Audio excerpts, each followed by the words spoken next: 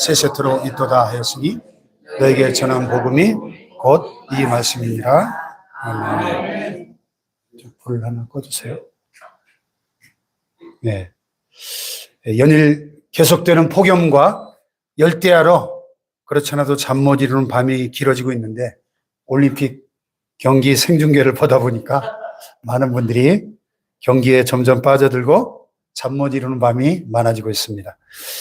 근본 파리 올림픽을 보니까 우리 선수들이 예상 밖으로 선전해서 대회 3일 만에 목표했던 금메달 5개를 이미 달성했고 이제 어제까지 9개 땄죠. 현재 종합 6위. 예. 그래서 금메달 10개 이상을 목표로 상향 조정하고 종합순위 탑 10에 진입하기 위해서 분투하고 있습니다. 이번에 금메달을 딴 선수들의 그 면면을 살펴보니까 새로운 기록과 역사를 이렇게 써내려가고 있더라고요. 첫 번째 금메달이 펜싱 남자 개인 사브르 오상우 선수가 한국 최초의 이 분야에 금메달을 땄고, 오혜진 선수가 10m 공기권총, 또 반효진 선수는 10m 공기소총 여자. 이 반효진 선수는 16세 최연소, 올림픽 역대 최연소 금메달을 땄고요. 우리 한국 올림픽 100번째 금메달을 또 딴 주인공이 됐죠. 또 양궁 여자 단체 올림픽 자그마치 10회 연속 금메달. 이야, 진짜 대단하죠. 대단해요. 또 양궁 남자 단체도 8강에서 일본을 꺾고 4강에서 중국을, 결승에서 프랑스를 꺾고 금메달 차지하면서 올림픽 3회 연속 금메달. 그래서 양궁 절대 강국의 위상을 온 세계에 확인시켜 줬고요. 또 펜싱 남자 단체 사브리에서 아시아 최초로 올림픽 3연패. 예. 그리고 오상우 선수는 펜싱 올림픽 2관왕. 한국 최초래요. 예. 그리고 양궁 혼성 단체에서 또 금메달, 또 양지인 선수가 여자 권총 25m. 임시현 선수가 어젯밤 양궁 여자 개인에서 금메달 따면서 이번 올림픽 3관왕. 혼자서 금메달을 3개를 땄어요. 참 대단하죠. 매번 그렇지만은 이번 올림픽을 지켜보면서 많은 교훈을 받게 됩니다. 올림픽은 인생의 축소판이구나, 이런 생각을 하게 됩니다. 특히 금메달은 성공의 상징이죠. 올림픽 금메달이라고 하는 자신의 목표를 위해서 많은 시간 동안을 땀을 흘리고 눈물을 흘리면서 힘쓰고 애써서 메달을 따는 선수들 보면서 우리가 큰 감동을 받습니다. 그들은 성취의 기쁨과 더불어서 돈과 명예를 거머쥐게 되죠. 하지만 메달을 따지 못한 선수들은 실망감으로 눈물을 흘려야만 합니다. 이런 모습들 하나하나가 이 세상에서 성공을 위해서 치열하게 경쟁하면서 분투하는 사람들의 모습과 같다, 이런 생각을 하게 됩니다. 자, 올림픽의 3대 모토가 있는데 혹시 뭔지 아십니까? 올림픽의 3대 모토. 못 들어보셨어요? 보다 빠르게, 보다 높게, 보다 힘차게. 처음 들어보세요? faster, higher, stronger, 영어로. 더 빠르게, 더 높게, 더 힘차게. 올림픽의 정신을 가장 잘 나타내는 표현인데, 선수들이 자신의 한계를 넘어서 더 나은 기록을 달성하고, 그래서 인류의 한계를 뛰어넘는 올림픽 정신을 상징하죠. 스포츠 정신을 나타내고 있지만 사실은 많은 사람들이 이런 모토를 가지고 인생을 살아가고 있죠. 그래서 사람들은 저마다 자기 분야에서 부단히 애를 쓰고 노력을 기울입니다. 그렇게 해서 모든 사람이 자기 분야의 금메달을 따면 좋겠는데 현실은 그렇지 못하죠.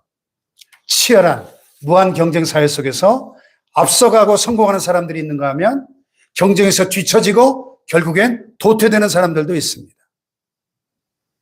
이런 과정 속에서 뒤처진 사람들은 물론이고 앞선 사람들 역시 많은 스트레스를 받고 더 앞에 가는 사람들과 비교하면서 스스로 불행해지는 경우가 허다하죠.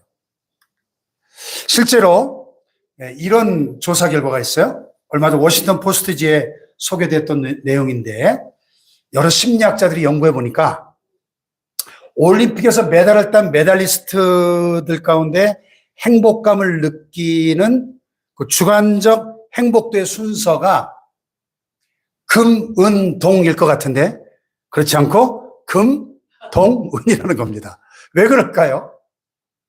은메달을 딴 선수들은 금메달을 놓친 것에 대해서 아쉬워하면서 힘들어한다는 것이죠. 반면에 동메달을 딴 선수들은 그나마 메달을 딴 것이 다행이다 생각할 때 행복도가 더 높다는 거예요. 네? 실제로 이번에 탁구 남녀 혼합복식 경기를 보니까 우리나라 신유빈 임종훈 선수가 준결승에서 세계 최강 중국 선수를 만나서 분전했지만 세트스코어 4대2로 석패했죠. 근데 동메달 결정전에서 홍콩 선수들을 4대0으로 대파하고 완승을 거두면서 12년 만에 탁구 노메달에 한을 풀었거든요. 예. 그 신유빈 임종훈 선수가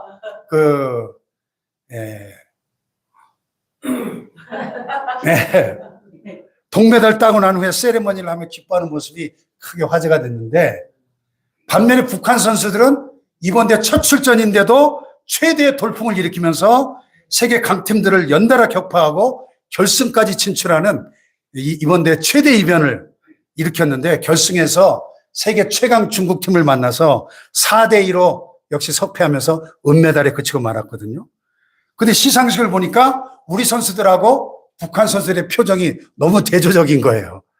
야, 메달리스트의 행복도가 금은동이 아니라 금동은이라는 이 연구 결과가 정확하구나 하는 걸 느꼈습니다. 1912년 스웨덴 스톡홀름 올림픽에서 미국의 육상 1500m 세계 기록 보유자였던 아벨 키비아트라는 선수가 강력한 우승 후보였는데 마지막 골인 지점 몇 미터를 남겨놓고 추월을 당해가지고 은메달에 그치고 말았습니다. 그래서 그 이후에 평생 동안 그는 90살이 넘을 때까지도 자다가 한밤중에 벌떡 일어나가지고 도대체 내가 그때 어쩌다가 그 금메달을 놓쳤지 하며 자책하며 살았다는 거예요. 그래서 올림픽을 보면서 이 인생에 관해 다시 한번 생각하게 돼요. 이런 질문을 던지게 됩니다. 세상에서의 성공이 무조건 행복일까? 또 성공해서 행복하다 할지라도 그것이 과연 얼마나 오래 지속될 것인가 하는 질문을 던지게 됩니다. 오늘 성경 본문을 보면은 세상의 성공보다 더 귀한 것이 있구나 하는 사실을 깨닫게 되는 것입니다. 잠깐의 행복이 아니라 영원히 행복한 길이 따로 있다는 사실입니다. 아멘. 할렐루야. 아멘. 여러분 물론 금메달 따는 거 너무 좋죠. 세상에서 열심히 살아가지고 자기 분야에서 성공하는 거 좋습니다. 돈과 명예와 권세를 얻는 거 좋은 일이죠. 그러나 우리는 그보다 중요한 것이 있음을 잊지 말아야 합니다. 오늘 말씀을 통하여 세상의 금메달보다 더욱 귀한 것이 과연 무엇인지 깨닫는 시간 되기를 축복합니다. 그래서 이 말씀을 통하여 금메달보다 더 귀한 것을 발견하시고 그로 인하여 정말 복된 인생을 살아가시기를 주의 이름으로 축복합니다. 자, 오늘 본문 성경 베드로전서는 사도 베드로가 AD 64년에 기록한 서신인데 AD 64년 하면 로마 대화재 사건이 발생한 아주 유명한 해예요. 당시 유명한 네로 황제에 의해서 이 로마 대화재 사건으로 촉발된 기독교 대박해가 시작되던 시기입니다. 그래서 베드로가 이 고난당하는 성도들을 위로하고 격려하기 위해서 이 편지를 썼습니다. 비록 성도들이 세상에서 많은 고난을 당하지만 그래도 감사하고 기뻐할 수 있는 이유가 있다는 거죠. 그것은 바로 세상에서 가장 귀한 금보다 성공보다 귀한 것이 있기 때문이다 한 것입니다. 할렐루야. 그러면 세상의 금보다 성공보다 더 귀한 것이 무엇일까요? 예, 결론부터 말씀드리면 구원입니다. 영생입니다. 천국입니다. 하늘의 상급입니다. 할렐루야. 왜 그럴까요? 이 세상에서는 아무리 부귀영화를 누린다 해도 인생 무상이기 때문입니다. 인생 무상. 자, 오늘 본문 17절에 보니까 인생을 가리켜 뭐라고 표현합니까? 너희가 나그네로 있을 때를 두려움으로 지내라 그랬어요. 한번 따라해 볼까요? 너희가 나그네로 있을 때를 두려움으로 지내라. 인생이 뭐라는 거예요? 나그네라는 거예요, 나그네. 이 나그네라는 단어를 성경 원어 헬라어로 보면 파로이키아스 이런 단어인데 지나간다 이런 뜻이에요. 지나간다. 그러니까 세상 사는 게 마치 지나가는 나그네 같다는 거예요. 과객이라고 한자로 표현하죠. 과객, 지나가는 나그네. 따라서 인생은 짧고 인생 가운데 행하는 모든 것들이 허무하다는 겁니다. 그래서 베드로 사도가 본문 24절에 뭐라고 말씀했어요? 다 같이 시작. 그러므로 모든 육체는 풀과 같고 그 모든 영광은 풀의 꽃과 같으니 풀은 마르고 꽃은 떨어지되. 그랬어요. 어제 결혼식이 있어서 서울을 갔다 왔는데 우리 지방에 가까운 목사님 딸이 결혼을 했어요. 쌍둥이인데 쌍둥이 이제 언니가 먼저 시집을 가는데 가서 보니까 신부 대기실에 제가 사진을 좀 찍어줬는데 얼마나 이쁜지 참. 그런데 이 말씀이 딱 생각나는 거예요. 그러므로 모든 육체는 뭐 같고? 풀과 같고. 그 모든 영광은 뭐 같아요? 풀의 꽃과 같은 거예요. 여러분. 그 예쁜 신부 30년만 지나보세요. 30년만 지나보세요. 과연 그 아름다움이 그대로 있을까? 네. 인생은 풀과 같이 신속하게 시들어버리고 인생의 모든 영광이 다 이 풀의 꽃과 같이 허망하다는 것입니다. 우리 옛말에도 이런 말 있잖아요. 권불 10년, 화무 11호. 무슨 뜻이에요? 권세는 10년이 안 가고 열흘 붉은 꽃이 없다는 거죠. 예. 그러므로 지혜로운 인생은 인생 무상을 알기에 내세를 의식하며 살아가는 겁니다. 내세를. 아멘. 육신의 삶을 넘어 영혼에 대해 깊은 관심을 갖는 거예요. 영혼에 대해. 할렐루야. 누가복음 12장에 보니까 예수님께서 한 어리석은 부자 이야기를 들려주세요. 제가 AI 보고 어리석은 부자 한번 그려봐 그랬더니 이렇게 그리더라고요. 이야, 이 부자가 농사를 지었는데 얼마나 풍년이 들었는지 이 소출을 저장할 창고가 모자라는 거예요. 그래서 기존의 창고를 다 헐어버리고 크게 확장해서 창고를 짓고 거기다가 수확한 곡식을 잔뜩 쌓아놓고는 뭐라고 외쳤어요? 내 영혼아 여러 해 쓸 물건을 많이 쌓아뒀으니 평안히 쉬고 먹고 마시고 즐거워하자 그랬다는 거예요. 요즘으로 말하면 사업에 대박이 나가지고 돈에 막 여유가 생기니까 야 이제 남을 생에 내 인생을 마음껏 즐기자 그랬다는 겁니다. 근데 예수님은 그런 사람을 가리켜 뭐라 그랬어요? 다 같이 하나님은 시작. 하나님은 주시되 어리석나요 한방에 내 영혼을 찾으시니 그러면 내 기업이었으니 아무리 많은 재물을 쌓아놓았다 할지라도 하나님께서 그 영혼을 불러서 도로 찾아가신다면 그 쌓아놓은 게 누구의 것이 되겠느냐? 어리석은 자여 오늘 밤 내 영혼을 도로 찾을 것인데 다 같이 오늘 밤 옆에 분을 보면서 오늘 밤 하나님 부르신다면 오늘 밤 아니 너나 할 것 없이 오늘 밤 하나님 부르시면 다 가야 돼요. 하나님 나 가기 싫어요. 아직 준비 안 됐어요. 그래도 가야 됩니다. 오늘 밤 부르시면 다 내려놓고 가야 돼요. 아까워도 다 내려놓고 가야 됩니다. 할렐루야. 그래서 어떤 목사님은 항상 목양실 나설 때마다 내가 여기 다시 못 돌아올 수도 있으니까 잘 이렇게 정리해놓고 간대요. 그렇잖아. 우리가 5분 뒤를 압니까? 언제 하나님 우리 부르실지 모르잖아요. 오늘 밤 부르신다. 아멘.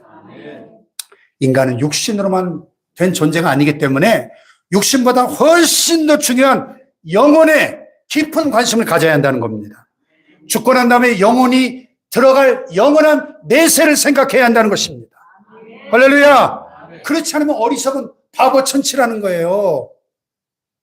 그러므로 우리가 이 육신의 생명이 끝나는 날 이 세상 너머에 영원한 천국과 지옥이 기다리고 있다는 사실을 기억하며 살아야 될 줄 믿습니다. 할렐루야. 그래서 베드로 사도가 베드로전서 1장 4절에서 이렇게 말씀하잖아요. 다 같이 시작.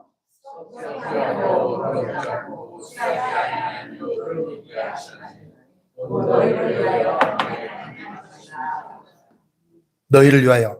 너희가 누구예요? 그 앞에 3절에 보면 우리 주 예수 그리스도를 부활하게 하셔서 우리를 거듭나게 하시고 산 소망 있게 하셨다는 거예요. 예수 믿고 하나님의 자녀가 된 우리를 위해서 하늘의 영원한 유업을 간직해 두셨다는 겁니다. 썩지 않고 더럽지 않고 쇠하지 않는 영원한 천국의 유업을 상속 재산으로 준비해 두셨다. 할렐루야. 네. 그렇습니다. 그러므로 우리는 당장 눈앞에 보이는 세상 것만 바라보면 안 되는 거예요. 고린도서 4장 18절 다 같이 시작. 우리가 주목하는 것은 보이는 것이 아니요 보이지 않는 것이니 보이는 것은 잠깐이요 보이지 않는 것은 영원함이라. 할렐루야. 보이는 것 잠깐이라는 것입니다. 그러나 보이지 않는 것은 영원합니다. 할렐루야. 그러니까 우리가 이 세상에만 몰두한다면 정말 어리석은 사람입니다. 그냥 아무 준비도 없이 그냥 무관심한 채 가만히 있으면 자동으로 천국에 들어갈 수 있는 게 아니에요. 인간은 모두 죄인입니다. 의인은 없나니 하나도 없으며 모든 사람이 죄를 범하였으며 하나님의 영광에 이르지 못하였다고 했습니다. 죄의 삭은 사망이라고 했습니다. 그러므로 죄와 영원한 사망으로부터 반드시 구원을 받아야 합니다. 할렐루야. 이 구원보다 중요한 문제가 어디 있어요? 그럼 우리가 어떻게 구원을 받고 천국에 들어갈 수 있습니까? 그리고 한 가지 더 욕심을 부린다면 어떻게 하늘의 상급을 받을 수 있을까요?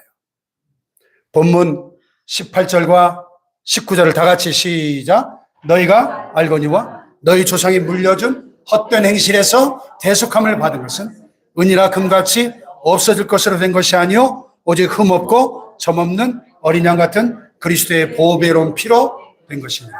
아멘. 오직 무엇으로? 흠없고 점없는 어린 양 같은 그리스도의 보배로운 피로. 할렐루야. 예수 십자가 대속의 피로 죄사함 받고 영원한 사망에서 구원을 받습니다. 할렐루야. 금이나 은같이 세상에서 아무리 귀한 것이 있다 할지라도 그것으로 구원을 받지 못하는 것입니다. 할렐루야. 어제 벌거벗은 세계사에 보니까 세계 제1의 명품 회사로 자산 가치가 297조 원, 세계 1위의 부자를 한 사람 이야기가 막 나오더라고요. 뭐 루이비통 뭐 이런 거 만든 회사 만든 CEO 이야기. 여러분 재산이 297조 원 정도 되면은 하나님이 천국에서 받아주시지 않을까요? 그거 297조 원 바치면 안 된다는 거예요. 전 재산을 다 들여도 못 들어갑니다. 그러므로 죄인은 결코 천국에 들어갈 수 없고 영생할 수 없는데 죄사함 받고 의인이 되는 길은 오직 예수님의 피로 대속하는 길밖에 없다는 것입니다. 할렐루야. 그러니까 이 대속이라는 단어가 너무너무 중요한 거예요. 대속. 이 대속이라는 말은 원래 옛날에 노예 시장에서 노예를 해방시킬 때 노예 몸값, 속전을 말해요. 그 속전을 지불하고 노예를 사면 이 노예가 악독한 주인에게서 벗어나 자유인이 될 수 있는 겁니다. 마찬가지로 죄값으로 죄와 사탄의 노예가 되어버린 저와 여러분도 오직 예수님의 십자가의 피값으로 죄와 사망으로부터 벗어날 수 있는 겁니다. 할렐루야. 이것이 바로 예수님의 대속이에요. 대속. 십자가 복음입니다. 이 십자가 복음을 믿고 받아들인 자만이 구원받고 천국에 들어가는 줄 믿습니다. 영생할 수 있는 거예요. 세상에 수많은 8,000가지가 넘는 종교들이 있지만은 이 진리를 제시하는 것은 기독교밖에 없는 겁니다. 오직 예수, 오직 십자가, 오직 복음인 것입니다. 할렐루야. 그래서 베드로가 박해자들 앞에서 다 담대하게 외쳤잖아요. 다른 이로서는 구원을 받을 수 없나니 천하 사람 중에 구원을 받을 만한 다른 이름을 우리에게 주신 일이 없다. 할렐루야. 사도 바울이 본래 예수 믿는 사람들을 반대하고 핍박하던 사람이잖아요. 근데 그가 부활하신 예수를 만나고 변화가 됩니다. 구원의 복음을 깨닫습니다. 빌립보서 3장에 보니까 그는 유대인 중에 최고 엘리트였습니다. 세상에 온갖 부귀영화를 다 소유하고 누렸던 사람이에요. 내가 8일 만에 할례를 받고 이스라엘 족속이요 베냐민 지파요 히브리인 중에 히브리인이요 율법으로는 바리새인이요 열심으로는 교회를 박해하고 율법의 의로는 흠이 없는 자다. 무슨 말이에요? 한마디로 나는 금수저다 이 말. 금수저. 쉽게 말하면 금수저 출신이에요 바울이. 그러나 세상 어떤 것으로도 얻을 수 없는 구원을 오직 예수 십자가의 복음으로 얻을 수 있었기에 세상 모든 것을 다 배설물로 그냥 똥오줌으로 여겼다는 거예요. 그래서 그는 이 복음을 믿었고 천국 영생을 확신했고 자기 일생을 복음 전파를 위해서 바친 겁니다. 할렐루야. 남은 생에 다 헌신하고 충성해서 하늘의 상급을 얻고 싶었다는 것입니다. 할렐루야. 그러므로 여러분 세상의 성공보다 금메달보다 더 귀한 게 뭐예요? 예수님의 십자가 보혈입니다. 그 복음을 깨닫는 믿음입니다. 할렐루야. 1996년 미국 조지아주 애틀란타 올림픽 당시에 마침 거기에 그 부근에 머물 기회가 있었던 어떤 목사님이 경험한 일인데 선교단체 사람들이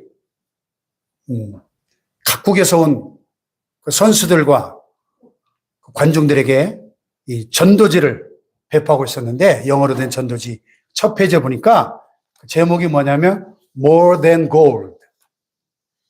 금메달보다 귀한 것. 이런 제목이었어요. 그리고 그 다음 페이지를 넘겨보니까 메시지의 요지가 뭐냐면 금메달보다 귀한 것이 무엇일까요? 그것은 오직 예수 그리스도의 피입니다. 할렐루야. 그렇다면 과연 누가 고귀한 인생일까요? 이 세상만 생각한다면, 육신만 생각한다면 성공한 사람, 금메달 딴 사람이 고귀한 인생일 것입니다. 그러나 영원한 천국이 내세가 있기에 그리고 우리에게 영원히 있기에 예수님의 십자가를 믿는 성도가 가장 고귀한 인생인 줄로 믿습니다. 그러므로 우리 성도는 고귀한 인생이기 때문에 인생을 함부로 엄벙덤벙 살아서는 안 되는 것입니다. 인생은 여관같이 잠시 머물다 지나가는 나그네인데 특별히 우리는 정처 없이 떠도는 나그네가 아니라 하늘 본향을 향해 가는 거룩한 나그네라는 사실을 기억하며 살아야 합니다. 아멘. 할렐루야. 아멘. 우리 천국 본향을 향해 가는 순례자들인 것이죠. 그러면 결론적으로 우리 성도들이 어떤 자세로 인생을 살아가야 될까요? 네, 첫째로 믿음으로 인내하며 살아야 됩니다. 다 같이 믿음으로 인내하며 살자. 세상에 많은 고난이 있어요. 특히 예수 믿는 성도들에게 더욱 그렇습니다. 많은 분들이 착각하는 것 가운데 하나님 믿으면 예수 잘 믿으면 아무 고난이 없이 만사 형통할 거야. 착각입니다. 왜? 이 세상은 천국이 아니기 때문에 천국에 들어가기 전까지 고난의 연속인 것입니다. 다만 하나님이 그 고난에서 우리를 보호하시고 지켜주시고 건져주시는 것뿐입니다. 할렐루야. 그것을 알기 때문에 우리가 믿음으로 인내하며 살아가는 거예요. 자, 베드로전서 1장 6절 7절 다 같이 시작. 그러므로 너희가 예전까지 시험을 받냐 잠깐 의심하게 되지 않을 수 없으나 오히려 그의 기뻐하는다. 너희 인내의 시험은 불로되가 나이도 복수들보다 더하여 예수 그리스도께서 나타나실 때 칭찬과 영광과 존귀를 얻게 할 것입니다. 아멘. 그렇습니다. 이 세상 사는 동안 우리 성도들이 여러 가지 시험으로 말미암아 고난을 당하면서 잠깐 근심하지 않을 수 없다는 것입니다. 그러나 천국의 소망이 있기 때문에 오히려 더 크게 기뻐하며 인내하며 극복하고 승리하는 겁니다. 할렐루야. 그래서 결국 구원을 지키고 천국의 상급도 받는 것이죠. 할렐루야. 마치 이런 것 같아요. 우리가 여행을 하다 보면 늘 돌아갈 집을 생각하게 돼요. 뭐 아무리 세상에 좋은 곳을 여행을 해봐도 벌써 이틀, 3일만 지나면 벌써 집 생각이, 집에 가고 싶어요. 예? 3, 4일만 지나면 집 생각이 납니다. 그래서 여행이 힘들고 어려워도 주저앉지는 않습니다. 중간에 포기하지 않고 기어코 집으로 향하고 마침내 집에 도착합니다. 그 집에 와서 뭐라 그래요? 야, 집이 최고다. 신앙생활이 그렇습니다. 우리는 기어코 천국에 들어가야 하는 것이죠. 중간에 포기하거나 탈락하거나 주저앉으면 안 됩니다. 그러므로 고난이 와도 믿음을 지키면서 인내해야 됩니다. 아무쪼록 저와 여러분도 세상에서 때때로 이런저런 고난을 만나지만 믿음으로 인내하여 꼭 승리하시기를 축복합니다. 두 번째, 우리가 어떤 자세로 살아야 됩니까? 성결한 삶을 살아야 됩니다. 다 같이 성결한 삶을 살아야 한다. 우리가 예수 안 믿고 천국 소망 없이 그저 흥청망청 살아가는 이 세상 사람들처럼 그렇게 살면 안 된다는 거예요. 이 악한 원수 마귀는 이 사람들의 정신을 혼미하게 만들어가지고 이 세상 재미에 흠뻑 빠져 살게 만듭니다. 중독되게 만드는 거예요. 중독. 세상에서 무엇을 먹을까, 무엇을 마실까, 무엇을 입을까, 육신의 정욕과 안목의 정욕과 이성의 자랑에 몰두하다가 멸망하게 만드는 겁니다. 어떤 사람들은 권력에 중독되어 삽니다. 정조대왕을 그린 사극 드라마 이산이 오래전에 아주 크게 히트쳤죠. 이산이라는 사극을 보셨나요? 거기에 보면 옹주의 아들 정후겸이 세도를 부리다가 감옥에 들어갑니다. 나중에는 사약을 받게 되는데 감옥에 있을 때 홍구경이 찾아옵니다. 정후겸이 쓸쓸한 미소를 지으면서 홍구경에게 이렇게 말해요. 권력이란 이렇게 무상한 것이요. 나도 이제야 깨달았어. 당신도 조심하시오. 그러자 홍구경이 쓴웃음을 지으면서 이렇게 대꾸합니다. 그래요? 그렇다 할지라도 나는 권력의 맛을 좀 봐야 되겠습니다. 대가. 근데 훗날 정후겸의 예언이 그대로 적중해서 홍구경 역시 세도를 부리다가 유배를 가게 되고 유배지에서 비참한 최후를 맞이하게 됩니다. 세상 권세가 이런 건데 사람들은 그 마지막을 모르고 권력욕에 중독돼 가지고 정신없이 달려가는 겁니다. 또 어떤 사람은 부와 재물과 쾌락에 중독되어 살아갑니다. 카지노를 예로 들어보면 이런 중독이 얼마나 무서운지 잘 알 수 있어요. 미국에서 한인 동포들이 제일 많이 모여 사는 도시가 어디예요? LA거든요, LA. 최소한 100만, 200만 가까이 사는, 정확한 숫자를 아무도 몰라요. 불법 체류자들이 많기 때문에. 최소한 100만 이상이 사는데, 그 LA 코리아타운에 가보면 여기가 한국인지 미국인지 눈이 휘둥그레집니다. 한국 간판들이 쫙, 코리아타운 가보면 완전 한국 종로 한복판 뚝 떼다 놓은 것 같아요. 근데 거기서 목회하는 목사님이 그러시는데, 이 LA에서 자동차를 타고 서북 쪽으로 한 5시간 가면 그 유명한 라스베가스가 있거든요. 라스베가스 들어보셨죠? 도박의 천국. 근데 이 한인들이 일주일 내내 열심히 일해서 돈을 벌어가지고 딱 주말이 되면 자동차 타고 라스베가스 가가지고 땡기는 거죠, 땡겨. 아유, 몽땅 날리고 또 다시 와서 일주일 동안 열심히 일해서 또 주말에 가서 또 몽땅 날리고 이래가지고 폐가 망신한 집이 한두 집이 아니라. 그래서 어떤 목사님이 카지노 슬롯머신에는 귀신이 한 2,000마리 붙어 있다 그러더라고요. 카지노는 3가지가 없대요. 거울이 없고 시계가 없고 창문이 없어요. 왜 그럴까요? 거울, 시계, 창문. 이런 것들은 우리 인생을 성찰하고 정신을 차리게 만들어주잖아요.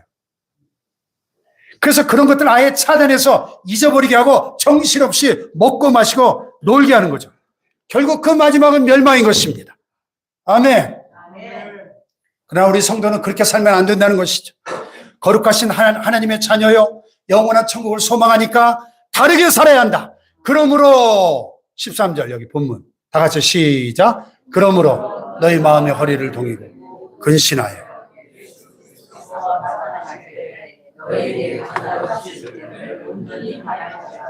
너희가 순종하는 자식처럼 전에 알지 못할 때 따르던 너희 사욕을 본받지 말고 오직 너희를 부르신 거룩한 이처럼 너희도 모든 행실에 거룩한 이가 되라.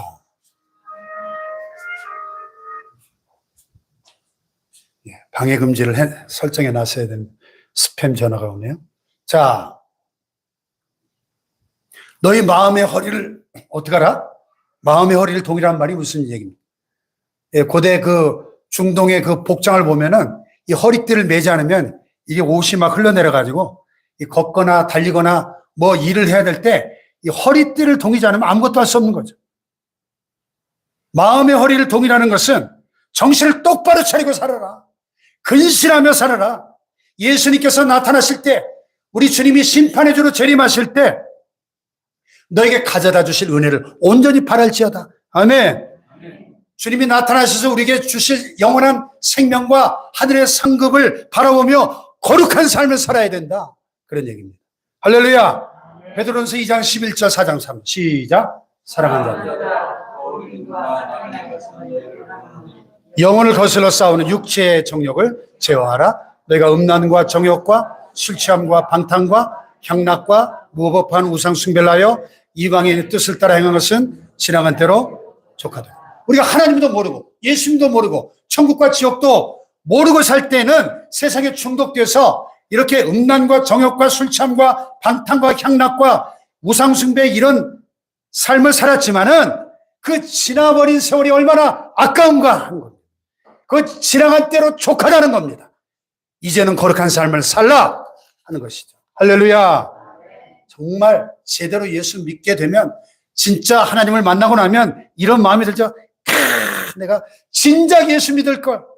지나간 세월이 정말 아깝죠. 그러므로 더 이상 후회하지 않도록 인생의 남은 날수를 계수하며 성결한 삶을 살아가시기를 주의 이름으로 축복합니다. 할렐루야.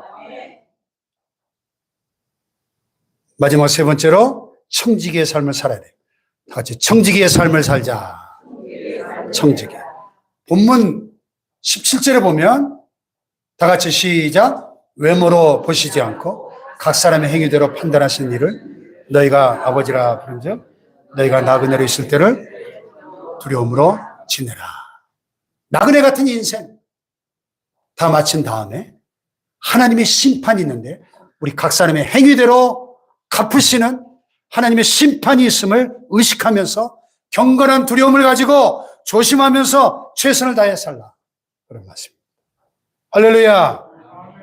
여러분, 우리는 이 세상을 잠깐 지나가는 나그네일 뿐만 아니라 또한 청지기라는 사실을 기억해야 돼요. 청지기. 청지기는 소유주가 아니라 관리인입니다. 관리인. 청지기를 영어로 스튜어드 이렇게 말하는데 우리가 비행기 타면 남자 승무원을 스튜어드라고 말하고 여자 승무원을 스튜어디스 이렇게 표현하죠. 승무원은 비행기의 주인이 아니잖아요. 관리인이지. 우리 인생이 그렇다는 겁니다. 우리는 다 하나님의 것들을 관리하는 청지기들입니다. 아멘. 오늘 목사님 찜질방을 갔는데 거기서 아주 지당하지만 중요한 교훈을 한 가지 얻었대요. 찜질방을 들어가면 그 빌려주는 옷이 있잖아요. 찜질복. 근데 그 옷도 그냥 가져가는 사람들이 있어서 그런지 거기다가 로고를, 글씨를 새겨놓잖아요. 근데 거기는 딱 갔더니 큰 글씨로 등 뒤에다가 반남용 이렇게 새겨놨대요. 반남. 얼마나 많이 훔쳐가면. 그래서 사람들이 찜질복을 입혀놓으면 얼마나 후질근합니까?